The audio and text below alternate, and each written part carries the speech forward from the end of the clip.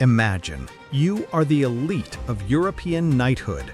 Your body is shielded by steel, you hold a heavy lance, and years of training stand behind you. Before you are strange riders on stunted horses. Upon clashing with you, they suddenly drop their banners and flee in panic. You laugh and give chase, anticipating an easy victory and glory.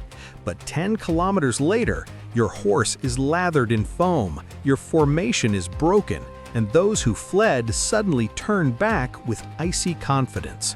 In that moment, you realize you have just signed your own death warrant.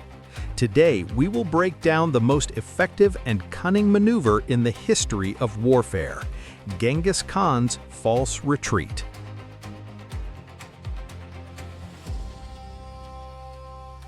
For the trap to work, the enemy shouldn't just see you flee, they must believe it. This is where the Mongols used their primary advantage, a total lack of knightly notions of honor. For a European knight, war was a stage where he was the main character.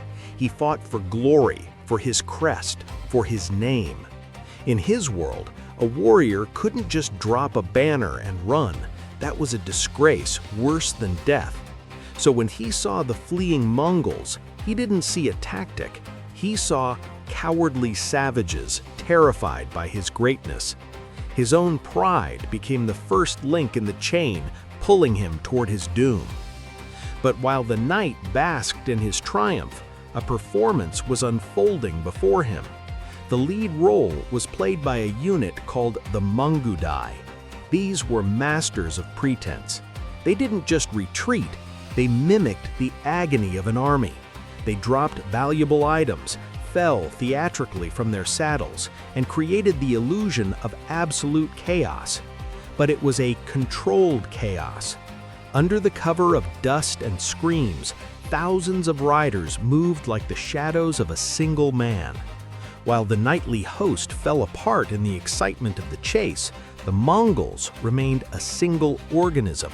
They weren't a collection of heroes, they were components of a machine that knew how to perfectly pretend to be broken just to deliver one final decisive blow. The whole secret of the false retreat isn't about how fast you run, it's about how long you force the enemy to run after you. This isn't just a maneuver, it's a psychological trap. As the knights rush into the chase, they stop being an army. They become a pack of hunters, each wanting to be the first to drive a lance into the back of a cowardly foe.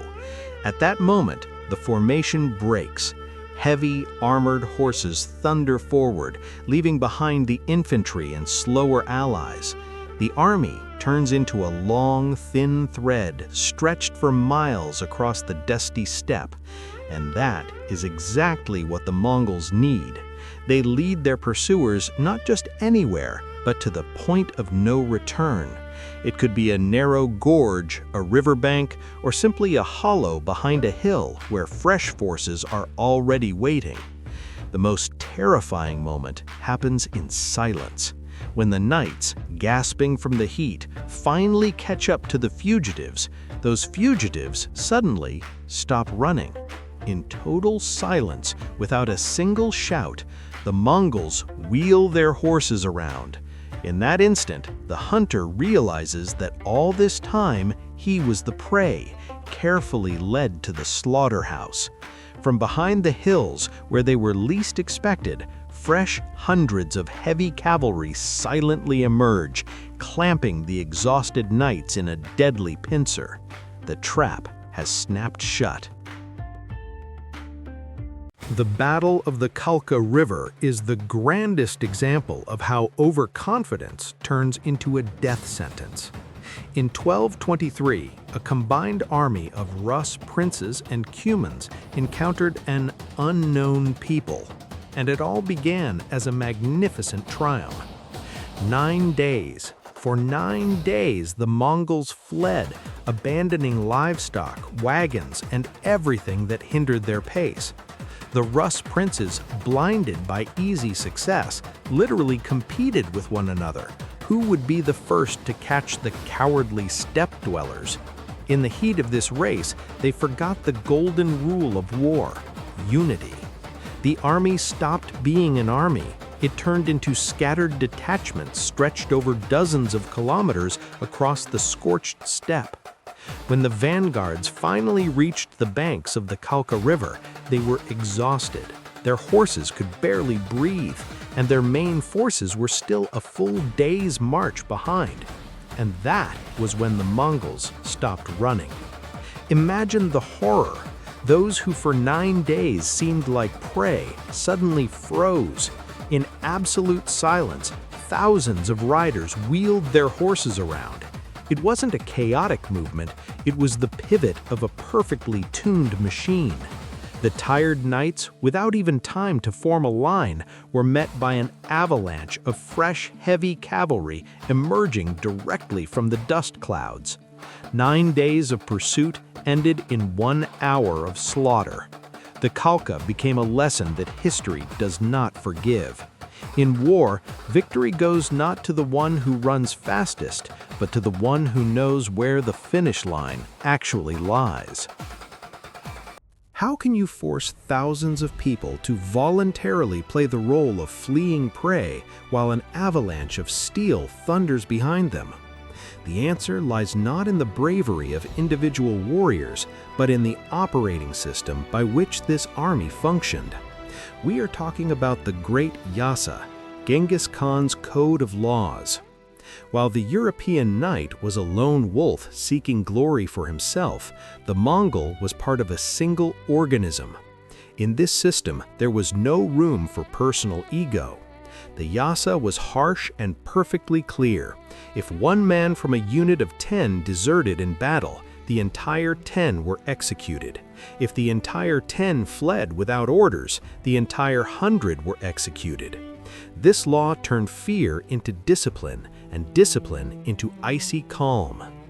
This is exactly why the false retreat worked. The Mongol rider knew that his flight was not a disgrace, but a military mission. He didn't fear being called a coward because his only judge was the law. This created a contrast unique for the Middle Ages. On one side, knights driven by emotion, excitement, and a thirst for personal valor. On the other, Mongols working like a faceless and precise clockwork mechanism. This calm terrified enemies more than the arrows themselves. When the fugitives wheeled their horses around, they did so silently, without shouts or unnecessary fuss. In this silence lay the true mechanics of Genghis Khan's warfare. An army that has conquered its emotions inevitably defeats those who are led by them. The false retreat was something more than just a clever trick. It became the foundation upon which the largest contiguous empire in history was built. Thanks to this tactic, the Mongols didn't just win battles, they shattered the very logic of warfare at the time. When the dust over the battlefield settled, the world had changed. Across a vast expanse from the Pacific Ocean to the Danube, an era began that would be called Pax Mongolica, the Mongol Peace. In place of chaos and endless internal strife came a harsh but stable order. It was said that a young maiden carrying a golden platter on her head could walk from one end of the empire to the other without fearing for her life. Trade routes came alive, linking east and west as never before. But the empire was built on more than just cunning and discipline in the open field. Those whom Europe considered wild nomads turned out to be incredibly hungry for foreign knowledge and technology. Having conquered half the world, they realized if you want to own the world, you need to know how to take cities. And this is where the war mechanics moved to a new level. Steppe warriors, who previously had seen no walls higher than a sheep pen, began using sophisticated engineering systems created by the finest minds of China and Persia. How did people on horses turn into masters of siege before whom no caliphate could stand? We will talk about that next time.